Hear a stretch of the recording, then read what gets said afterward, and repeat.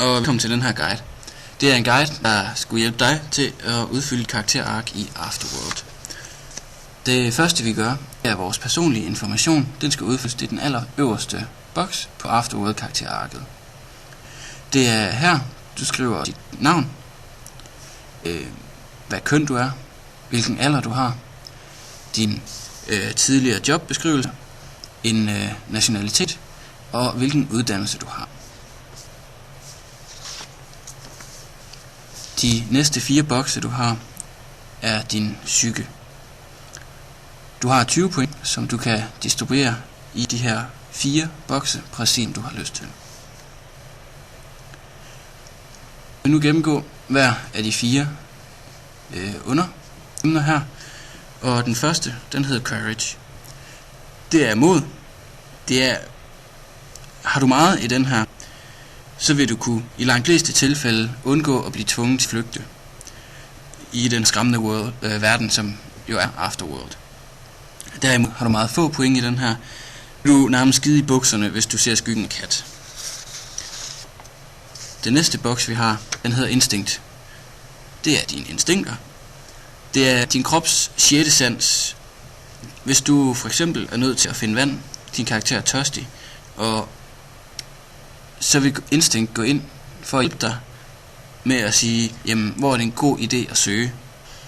Dine instinkter kan også støtte dig, hvis du har lavt. Det vil sige, at den kan for eksempel sende dig på vildspor. Det næste, den hedder Stability. Det er dine nerver, og i modsætning til Courage, er det din evne til at bearbejde de oplevelser, du får. Ikke om du løber din vej, men om du kan holde roen i stressede situationer. Conscience, den sidste bar, er din samvittighed. Det er, hvor godt du klipper afsted med ting, som ligger på grænsen til umoralsk. Det kan være en god ting, hvis du for eksempel er nødt til at udnytte en fattig, sulten lille pige for at få den information, du skal have, eller anden viden.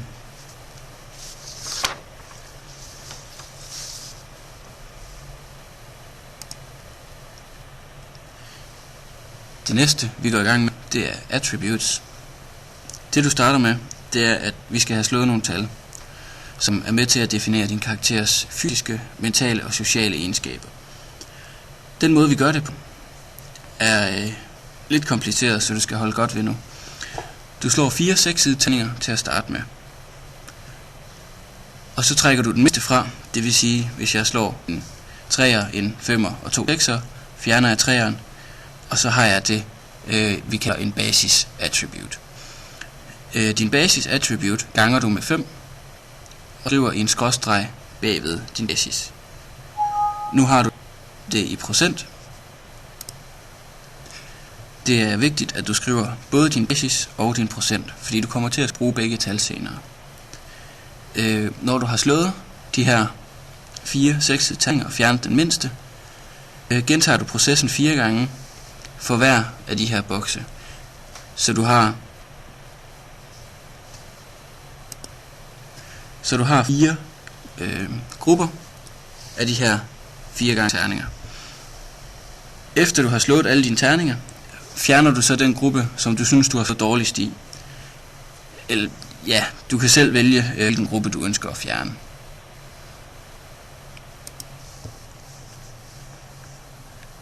Jeg vil nu forklare lidt om forskellige attributes. Ude i venstre side af den her attribute bar, der har vi 4 hovedgrupper. Du har din power, din finesse, din resistance og din reaction. Din power, det kan for eksempel være din intelligence. Nu tager jeg udgangspunkt i hele mental-gruppen. Din intelligence hjælper dig, hvis du skal regne ud, hvordan du åbner en låst dør, og du ikke har en skill, der definerer det. Din intelligence bruger du som backup i de situationer, hvor du skal regne noget ud og bruge ting, som du har lært. Din finesse, som er nummer 2, er for eksempel din wits. Det er din sans for detaljer og hvor godt du husker ting. Det kan for eksempel være, hvis du er i gang med at skulle forklare en situation for nogle af de andre i din gruppe, og du så er nødt til at huske detaljer, for eksempel hvordan området det var indrettet, om der er høje bakker eller ned til det midt græsstrå. Der bruger du din wits. Din resistance er i mental, det der hedder perception. Det er din evne til at modstå noget. Altså for eksempel i perception, der handler det om din evne til at se. Hvis en person for eksempel har gemt sig for dig, og du er nødt til at finde ham, eller du leder efter et specielt objekt, som på en eller anden måde er skjult, er du nødt til at bruge din perception for at modstå deres stealth check. Den sidste er din reaction. Den hedder response i det her tilfælde. Det er den måde, du reagerer på en begivenhed, om kan forholde dig roligt i situationen, og hurtigt du kan være aktiv igen. Det var en kort gennemgang af vores attributes. Vi kører nu ned på arket, fordi vi skal i gang med vores abilities. Til at starte med vil jeg lige forklare lidt om, hvordan du finder ud af, hvor mange procentpoint du har til at fordele i dine abilities. Som vi kan se, har vi 6 forskellige grupper, der hedder social skills, stealth skills, science skills, knowledge skills, weapon skills og physical skills. Måden vi regner ud, hvor mange procentpoint vi har, er, du skal bruge din intelligence basis point, som du har slået tidligere. Der skal du lægge 3 til din basis og gange det med 20. Det er din occupation skills. Derefter har du din interest skills, som er din wits basis, som du ganger med 10. Et eksempel kan være en person, som har 17 i basis intelligence og 13 i basis wits. Personen vil op på 400 occupation skills og 130 procentpoint i interest skills. De to kan du så vælge at lægge sammen, og der har du dit færdige antal procentpoint, som du kan fordele på alle dine abilities. Basis point i en ability, for eksempel i Persuade, som er den første skill under social. Der kan vi se, at efter ordet Persuade har vi en parentes, hvor der står et procenttal. Det er din basis point i den ability. Det vil sige, at du gerne vil op på en ordentlig procent i det her, og du vælger at sige, jeg vil gerne bruge 45 procentpoint på at få min Persuade op, kommer du op på total af 60%.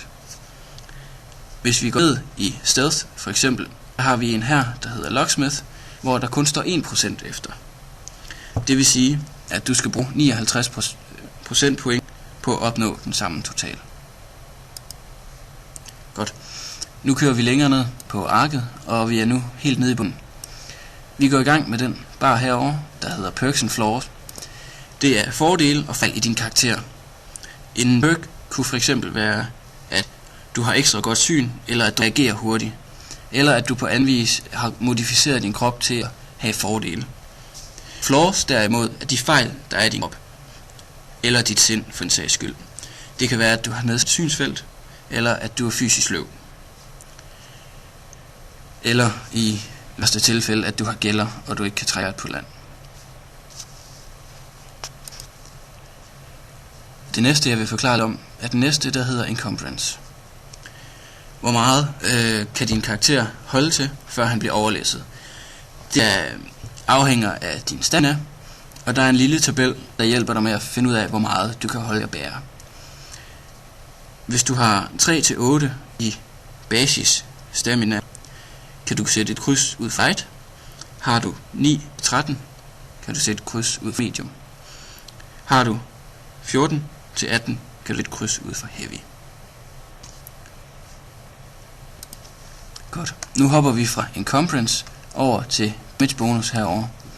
Din damage bonus er den fysiske skade bonus, du får, hvis du har meget styrke eller lidt styrke.